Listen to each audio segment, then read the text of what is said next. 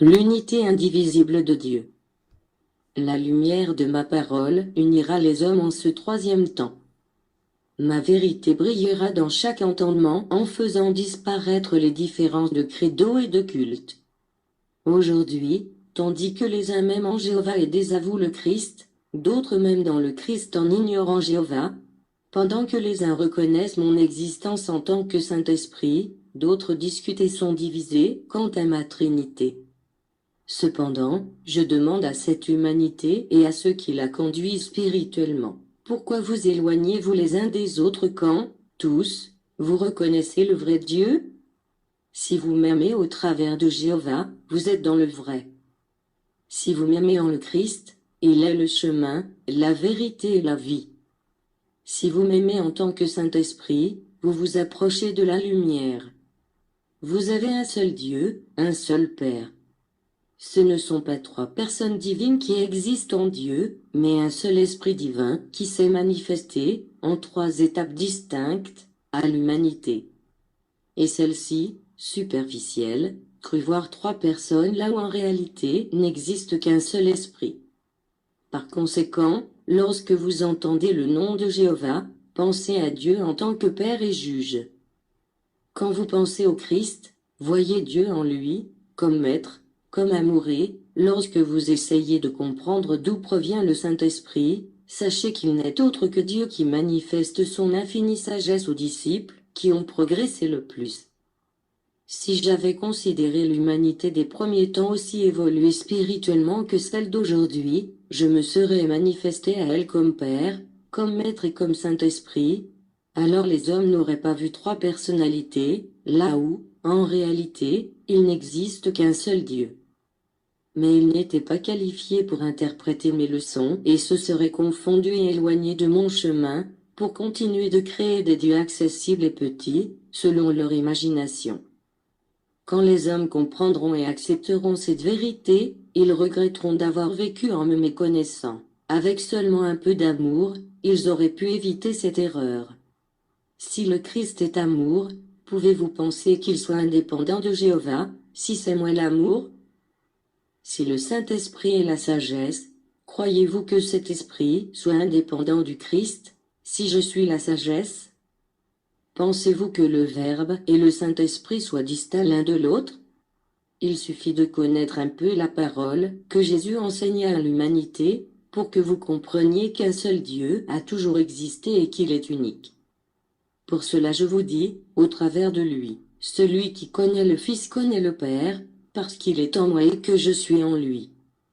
Par la suite, en annonçant qu'il reviendrait parmi les hommes, en un autre temps, il ne dit pas seulement « je reviendrai », mais il promit d'envoyer le Saint-Esprit, l'Esprit de consolation, l'Esprit de vérité. Pourquoi le Christ devait-il venir séparément du Saint-Esprit? D'aventure, ne pourrait-il pas apporter en son esprit la vérité, la lumière et la consolation? Je suis votre maître, mais ne me voyez pas séparé du Père, parce que je suis le Père. Il n'y a aucune différence entre le Fils et le Saint-Esprit, parce que le Saint-Esprit et le Fils sont un seul esprit, et je suis cet esprit. En mes manifestations tout au long des temps, ne voyez qu'un seul Dieu, qui est celui qui vous a endoctriné au travers de leçons multiples et variées. Un seul livre aux très nombreuses pages. Les trois formes de la révélation de Dieu. Vous connaissez déjà la raison pour laquelle le Père s'est manifesté en trois étapes, ainsi que la confusion des hommes quant au concept de la Trinité. Vous n'essayez déjà plus de m'attribuer une forme matérielle, dans votre intelligence, parce qu'il n'existe deux formes en mon esprit, à l'instar de l'intelligence, l'amour ou encore la sagesse. Je vous dis ceci parce que beaucoup m'ont représenté sous la forme d'un vieillard lorsqu'ils pensent au Père, et moi, je ne suis pas un vieillard, car je suis hors du temps. Mon esprit n'a pas d'âge. Lorsque vous pensez au Christ, vous vous formez instantanément l'image corporelle de Jésus, et moi je vous dis que le Christ, l'amour divin incarné, mon Verbe fait homme, au moment où il abandonna l'enveloppe corporelle, se fondit en mon esprit, duquel il avait surgi. Mais, lorsque vous parlez du Saint-Esprit, vous utilisez le symbole de la colombe pour essayer de l'imaginer sous quelque forme, et je vous dis que le temps des symboles est révolu et que, pour ce motif, lorsque vous vous sentez sous l'influence du Saint-Esprit, vous le recevez comme inspiration, lumière dans votre esprit, clarté qui vient dissiper les incertitudes, les mystères et les ténèbres. D'époque en époque, les hommes se font une idée plus précise à mon sujet. Ceux qui m'ont connu au travers du Christ ont un concept plus proche de la vérité que ceux qui ne me connaissent que par le biais des lois de Moïse. Ce Dieu, que les multitudes suivaient et auquel elles obéissaient par crainte de sa justice, fut cherché plus tard comme Père et comme Maître, lorsqu'en leur cœur germa la semence d'amour du Christ. Je suis au-dessus des temps et au-dessus de toute la création, mon esprit divin n'est pas sujet à l'évolution. Je suis éternel et parfait, non comme vous qui avez un commencement, qui êtes sujet aux lois de l'évolution et qui, de plus, sentez sur votre chair le pas du temps.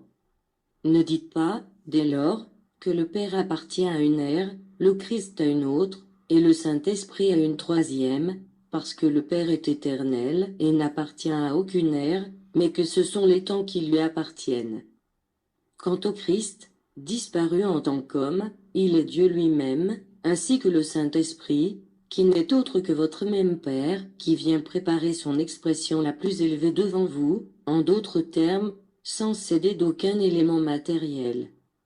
Je vous ai expliqué que ce que vous appelez « Père » représente le pouvoir absolu de Dieu, du Créateur universel, l'unique qui ne fut pas créé. Ce que vous appelez Fils est le Christ ou la manifestation de l'amour parfait du Père pour ses enfants. Quant à ce que vous appelez Saint-Esprit, il s'agit de la sagesse que Dieu vous envoie sous forme de lumière, en ce troisième temps, en lequel votre esprit se trouve qualifié pour mieux comprendre mes révélations. Cette lumière du Saint-Esprit, cette sagesse de Dieu régnera sous peu, en cette troisième ère que vous voyez naître, illuminant la pensée d'une humanité nécessiteuse de spiritualité, assoiffée de vérité et affamée d'amour. Il est vrai, peuple, qu'un seul Dieu s'est manifesté aux hommes, sous trois aspects différents. Si vous recherchez l'amour dans les œuvres du Père de cette première ère, vous le trouverez. De même que si vous y recherchez la lumière de la sagesse, vous la trouverez également. Quant aux œuvres et paroles du Christ, vous n'y découvrirez pas seulement amour, mais aussi pouvoir et sagesse. Qu'y aurait-il d'étrange si, dans les œuvres du Saint-Esprit de cette époque, vous découvriez la force, la loi et le pouvoir, en même temps que l'amour, la tendresse et le baume? Loi, amour, sagesse. Voici les trois états par lesquels je me suis montré à l'homme, afin qu'il parvienne à maintenir une totale fermeté sur son chemin d'évolution et une connaissance complète de son Créateur. Ces trois faces se distinguent entre elles, mais toutes proviennent d'un seul principe, ensemble elles constituent la perfection absolue. En moi, il y a le juge, le Père et le Maître, trois faces distinctes en un seul être, trois puissances et une seule essence, l'amour. Je suis Jéhovah, celui qui, en tous les temps, vous a libéré de la mort. C'est moi l'unique Dieu qui vous a parlé au fil des temps. Le Christ fut mon Verbe qui s'adressa à vous par le biais de Jésus. Il vous dit, celui qui connaît le Fils connaît le Père. Et je suis aussi le Saint-Esprit qui vous parle aujourd'hui, parce qu'il n'existe qu'un seul Saint-Esprit, un seul Verbe et ce Verbe est le mien. Écoutez, disciples. Au premier temps, je vous donnais la loi, au second je vous enseignais l'amour avec lequel vous devriez interpréter ces commandements et, à présent, en cette troisième ère, je vous envoie la lumière, pour que vous preniez connaissance de tout ce qui vous fut révélé. Alors, pourquoi vous obstinez-vous à considérer trois dieux, là où n'existe qu'un seul esprit divin, qui est le mien? J'offris la loi aux premiers hommes et, cependant, j'annonçais à Moïse que j'enverrais le Messie. Le Christ, au travers duquel je vous livrai ma parole, vous déclara au moment où se terminait sa mission, je retourne à mon Père, d'où je viens, et d'ajouter, le Père et moi ne sommes qu'un seul. Ensuite, il promit de vous envoyer l'Esprit de vérité qui, selon ma volonté et en fonction de votre évolution, viendra pour éclaircir le mystère de mes révélations. Mais, qui pourra faire la lumière sur mes arcanes et expliquer ces mystères?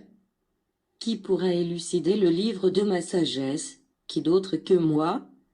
En vérité je vous le dis, le Saint-Esprit, que vous distinguez à présent de Jéhovah et du Christ, n'est rien d'autre que la sagesse, que je manifeste à votre esprit afin de vous faire entendre, contempler et sentir la vérité.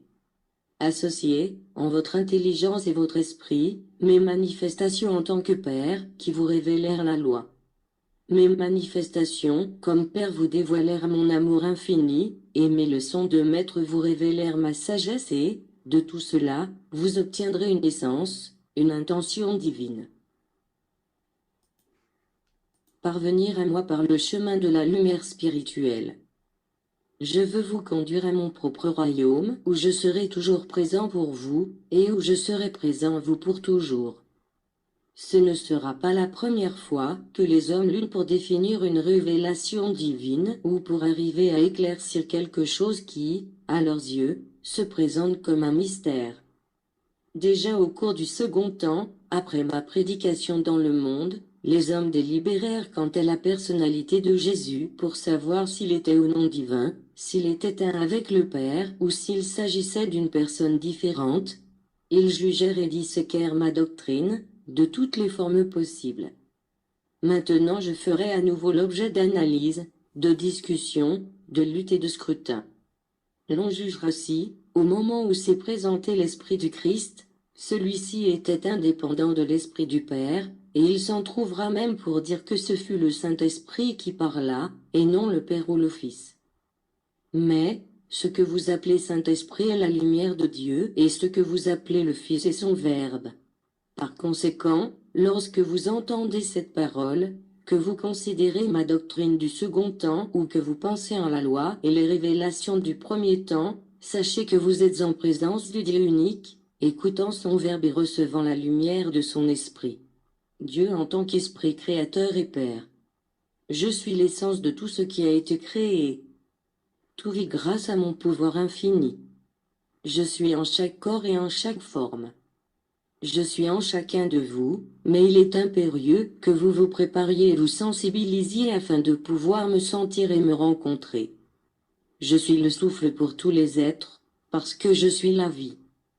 C'est pour cela que j'ai laissé entendre que, si j'étais présent dans toutes vos actions, il ne fallait pas que vous façonniez mon image dans l'argile ou le marbre, pour m'adorer ou me sentir proche de vous. Cette incompréhension n'a servi qu'à conduire l'humanité à l'idolâtrie. Au travers de ma parole, vous pressentez l'harmonie qui existe entre le Père et toute la création, comprenez que je suis l'essence, qui alimente tous les êtres, et que vous êtes une partie de moi-même. L'Esprit du Père est invisible, mais il se manifeste sous des formes infinies. Tout l'univers n'est qu'une manifestation matérielle de la divinité. Toute la création est un reflet de la vérité.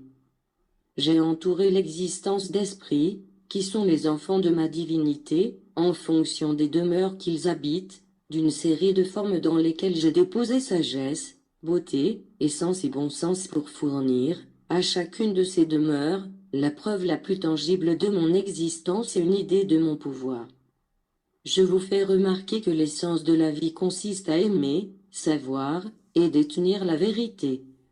Disciples, c'est de moi qu'ont surgi les trois natures, la divine, la spirituelle et la matérielle. En tant qu'artisan et propriétaire de toute la création, je peux m'adresser à vous de forme divine et compréhensible à la fois.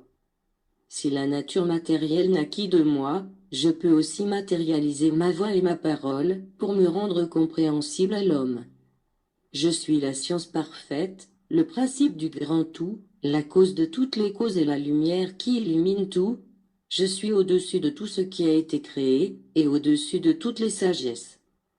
Cette époque est le temps de la compréhension, de l'illumination de l'esprit et de l'intelligence, où l'homme enfin me cherchera spirituellement, parce qu'il reconnaîtra que Dieu n'est ni personne, ni image, mais bien esprit universel, illimité et absolu. Le Christ, L'amour est la parole de Dieu. Avant que le Père se manifeste à l'humanité, au travers de Jésus, il vous envoyait ses révélations en utilisant des formes et des événements matériels. Par le nom du Christ, vous connûtes celui qui manifesta l'amour de Dieu parmi les hommes, surtout lorsqu'il vint sur la terre. Mais il s'était déjà manifesté auparavant en tant que Père, pour autant il ne vous faut pas prétendre que ce fut le Christ naquit dans ce monde, ce fut Jésus, ce corps dans lequel s'hébergea le Christ. Méditez et vous finirez par comprendre en acceptant que, avant Jésus, j'étais déjà le Christ, parce que le Christ est l'amour de Dieu. Je me trouve ici, avec vous, pour vous donner la force de lutter pour la paix éternelle de votre esprit, mais en vérité je vous le dis, avant que l'humanité me connaisse, je vous illuminais déjà depuis l'infini et je m'adressais déjà à votre cœur parce que, formant un seul avec le Père, j'ai toujours été en lui. Il fallut que les temps s'écoulent sur l'humanité pour que le monde me reçoive en Jésus et écoute la parole de Dieu, bien que je dois vous dire que peu de ceux qui écoutèrent ma doctrine en ce temps-là montrèrent l'évolution spirituelle nécessaire pour ressentir la présence de Dieu au travers du Christ. En Jéhovah vous avez cru voir un Dieu cruel, terrible et vindicatif. Alors, pour vous retirer de votre erreur, le Seigneur vous envoya le Christ, son divin amour, afin que, connaissant le Fils, vous connaissiez le Père et, cependant, l'humanité ignorante et enveloppée à nouveau dans son péché, croit voir un Jésus en colère et offensé qui attend seulement l'arrivée en esprit de ceux qui lui ont nui, pour leur dire « Éloignez-vous de moi, car je ne vous connais pas », et ensuite les envoyer endurer les souffrances les plus cruelles pour l'éternité. Il est temps que vous compreniez le sens de mes enseignements pour ne pas vous confondre. L'amour divin ne vous empêchera pas d'arriver jusqu'à moi si vous ne restituez pas vos fautes au préalable. Il sera l'inexorable juge de votre conscience, qui vous dira que vous n'êtes pas digne d'entrer au royaume de la lumière. Je veux que vous soyez comme votre maître, pour vous appeler justement mes disciples. Mon héritage est un héritage d'amour et de sagesse. Ce fut le Christ qui vint avouer, c'est le Christ qui vous parle en ces instants, mais n'essayez pas de me séparer de Dieu, ni de me voir hors de lui, parce que je suis et j'ai toujours été un seul avec le Père. Je vous ai dit que le Christ est l'amour divin, par conséquent ne tentez pas de me séparer du Père. Croyez-vous qu'il soit un Père, sans amour pour ses enfants? Comment le concevez-vous? Il est grand temps que vous le reconnaissiez. Personne n'éprouve de honte d'appeler Dieu, le Créateur, Père, parce que celui-ci est son véritable nom. Par l'entremise de Jésus, le monde vit son Dieu humanisé. Les hommes ne reçurent de lui que des leçons d'amour, des enseignements de sagesse infinie, des preuves de justice parfaite, mais jamais une parole de violence, un acte ou une démonstration de rancœur. En revanche, voyez de quelle manière il fut offensé et bafoué. Il avait toute la puissance et tout le pouvoir dans sa main, que le monde entier est loin de posséder, mais il était impérieux que le monde connaisse son Père dans sa véritable essence, justice et charité. En Jésus, le monde vit un Père qui donne tout pour ses enfants, sans rien demander en échange, rien pour lui. Un Père qui pardonne les pires offenses, avec un amour infini, sans jamais exercer de vengeance, et un Père qui, au lieu de retirer la vie à ceux de ses enfants qui l'offensent, leur pardonne en traçant de son sang le chemin de leur rédemption spirituelle. Pour ce qui relève du matériel, Jésus fut votre idéal et la réalisation de la perfection, afin que, en lui, vous ayez un exemple digne d'imiter. Je voulus vous enseigner ce que doit être l'homme pour ressembler à son Dieu. Dieu est un et le Christ est un avec lui, puisqu'il est le Verbe de la divinité, l'unique chemin par lequel vous pouvez parvenir au Père de toute la création. Disciples, le Christ est la manifestation suprême de l'amour divin, cette lumière qui est la vie en toutes les régions de l'esprit, la lumière qui déchire les ténèbres et dévoile la vérité devant tout regard spirituel, celle qui détruit les mystères, ouvre la porte et indique le chemin vers la sagesse, l'éternité et la perfection des esprits. Le Saint-Esprit, la vérité et la sagesse de Dieu. La sagesse est porteuse du baume et de la consolation auquel votre cœur aspire, c'est pour cela que je vous promis, en son temps, l'esprit de vérité comme esprit de consolation. Mais il est indispensable d'avoir la foi afin de ne pas s'arrêter en chemin ni éprouver de crainte face aux épreuves. Cette ère est l'ère de la lumière dans laquelle la sagesse divine, qui est la lumière du Saint-Esprit, illuminera jusqu'aux coins les plus intimes du cœur et de l'esprit.